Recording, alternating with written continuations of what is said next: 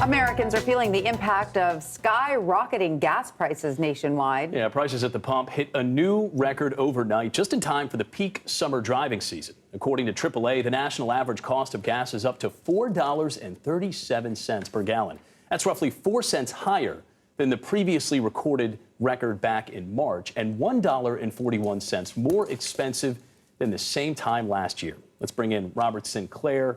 He is the Senior Manager of Public Affairs for AAA Northeast. Bob, thanks for joining us. According to AAA, the average price of gas is now higher than it has ever been. It's painful at the pump for folks. What's driving this latest surge in pricing, do you think? Well, certainly there's a story from Charlie Daggett helped to explain a large part of the reason. That war in Ukraine that's continuing. Russia is a major oil producer, putting out about 10% of the world's crude oil.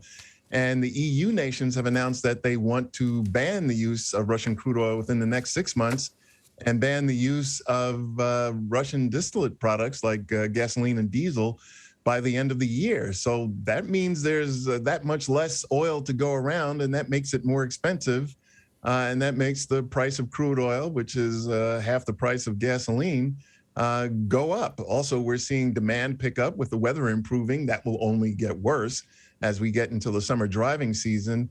And we're seeing the use of summer gasoline, summer blends of gasoline that are more expensive to refine and more complicated to distribute. And so we have the situation we are faced with now. Bob, one thing that doesn't add up for a lot of folks, myself included, is how the cost of oil can fall, which it's currently doing, despite the rising price of gas. How does that work exactly, and why don't the two move hand in hand? It used to be that there was a lag in between the price of crude oil going up and the price of gasoline at the pump going up. I remember when crude oil was $29 a barrel 20 years ago. And it would be 4 to 6 weeks before we would see the price of gasoline go up after the price of crude went up. But gasoline retailers don't make a lot of money. They're the low person on the totem pole, so to speak, when it comes to making money on oil and gasoline. So when they see the price of crude go up, they immediately jack up the prices for their product, which is already bought and paid for and sitting in the ground in the tanks at their station, anticipating that their next delivery will be that much more expensive. That's called inventory protection. Now, while the price of crude oil might be lower today, back on May 6th, it was $110 per barrel. I saw $102 earlier today, but that fluctuating oil price will not, especially if it fluctuates downward, usually won't be reflected at the pump for some time if that price is going down.